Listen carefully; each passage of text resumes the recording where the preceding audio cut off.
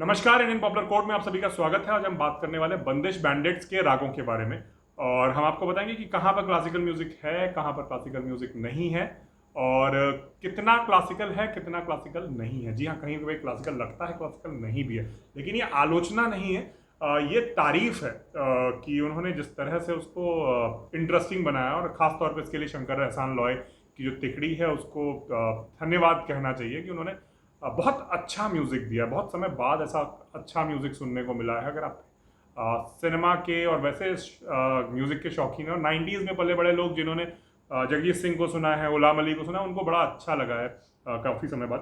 तो आगे बढ़ने से पहले चैनल को सब्सक्राइब कर लीजिए और बेल आइकन को प्रेस कर दीजिए।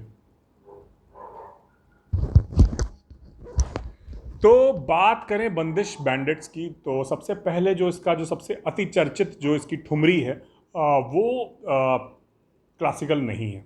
वो भ्रम देती है कि वो क्लासिकल बेस्ड है। वैसे भी ठुमरी सेमी क्लासिकल ही मानी जाती है, उपशास्त्रीय संगीत माना जाता है, कि शास्त्रीय संगीत नहीं माना जाता है। और ये जो है ये किसी राग पर आधारित नहीं है और अलग अलग लोगों ने गाया। मुझे क्या कहते हैं, जो सबसे अच्छा जो वर्ज़न लगा वो पंडित अजय चक्रवर्ती जी का लगा।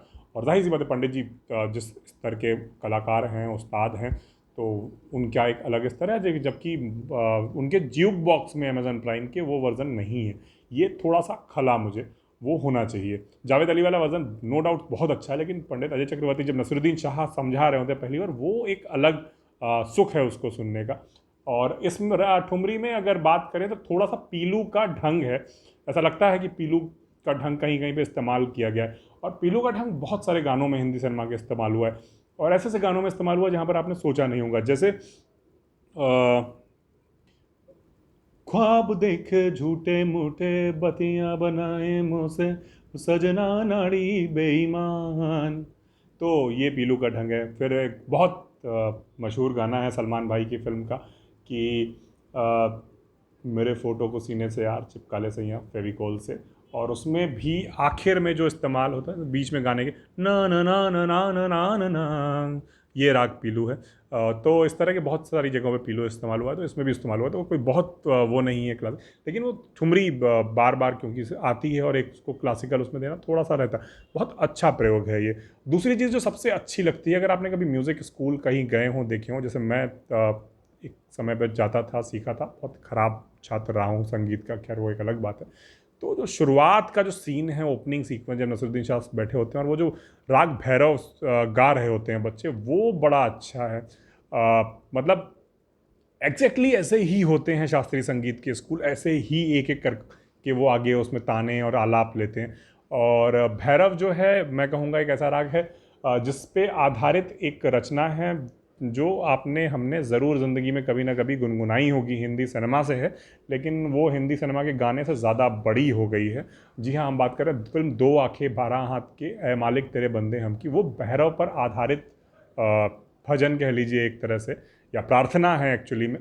तो प्रार्थना हमने स्कूलों में करी है, 15 अगस्त 26 जनवरी, कहीं ना कहीं वो हमारे आपसे होके गुजरी है और वो भैरव पर आधारित है। और इसी तरह से ये जो बंदिश है वो भैरव पर आधारित है। भैरव भगवान, जैसे नाम से ही पता चलता है, भगवान शिव का प्रिय राग बताया जाता है। और इसी का एक और वर्जन है अहीर भैरव, एक मिलता जुलता राग है जो हम दिल दे चुके सनम फिल्म में जो था, उसमें भी जब स्टूडेंट्स को वो सिखाते हैं शुरुआत में, तो वो भैरव था। सुबह सुबह सिखाते हैं, अलबेला सजना है, और सुबह का राग है, बहुत ऐसे तेज़ी से ऊपर जाता है, तो वो और कोमल सुर लगते हैं, तो वो भैरव है।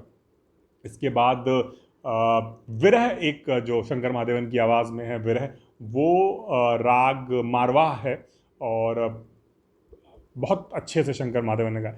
इसके बाद एक राग है जिसके बारे में आपने बहुत अच्छे से अंदाज़ा लगा लिया होगा कि ये वही राग होगा जिसमें पानी आखिर में बरसता है। तो और फरीद हसन और मोहम्मद अमान, दो लोगों ने गाया। बहुत हाई पे जाके वो ख़त्म होता है और वहाँ पर वो दिखाते हैं पानी की बूंदें गिरती हैं। तो जैसा कि सबने पता, हर संगीत के शौकीन को भारत में पता है कि ऐसा तानसेन ने किया था मल्हार गा के। तो इसमें मल्हार में लेकिन थोड़ा सा एक तकनीकी कहें लोचा है इस उसमें, कि जो ये जो मल्हार गाते हैं वो मेघ मल्हार है और एक है मियाँ मल्हार। जब पंडित जी गाते हैं, मतलब पंडित अजय चक्रवर्ती गाते हैं, नसरुद्दीन शाह सुनाते हैं, वो एक्चुअल मल्हार है, मतलब मियाँ मल्हार है। जो तानसेन वाला जो मल्हार है वो तब है। ऐसा नहीं कि वो मतलब वो बड़े उस्ताद हैं तो वो गा सकते हैं, कोई दूसरा गा रहा है तो नहीं गा सकते, नहीं, राग की बात है। तो जब पंडित जी गाते हैं तो वो एक्चुअल मल्हार है, और बाद में जो गाते हैं तो उसमें थोड़ा सा चेंज है, वो मियाँ मल्हार, तो वो मल्हार है।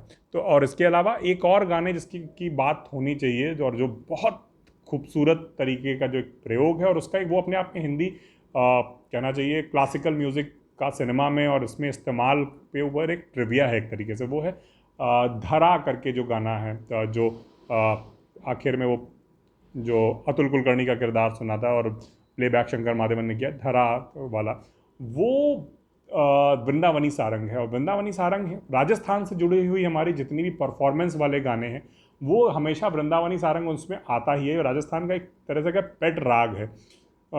लोग मांड को बोलते हैं, मांड भी इसमें है, पधारो मारे देश, जो केसरिया वाला मावोनी पधारो, ये राग मांड या मांड बोलते हैं इसको। लेकिन वृंदावनी सारंग उतना ही राजस्थान का है जितना ये मांड है। और जैसे पल्लो लटके मारो पल्लो लटके, या अभी जो फिल्म आई थी दीपिका पादुकोण की जिस पे बड़ा विवाद हुआ था, पद्मावत या पद्मावती थी पहले, जो उसमें जो घूमर है, घूमर घूमर रे रे, वो भी वृंदावनी सारंग है। इस तरह के बहुत सारे राजस्थान के जो परफॉर्मेंस वाले गाने, उसमें राग वृंदावनी सारंग का बहुत इस्तेमाल हुआ और इसमें भी इस्तेमाल हुआ। और ये मतलब दिखाता है कि उन्होंने म्यूज़िक ऐसा नहीं कि कुछ भी बना दिया, बहुत सोच समझ के राग और गाने और वो सारी चीज़ें इस्तेमाल की गई हैं। जैसे विहाग एक राग है।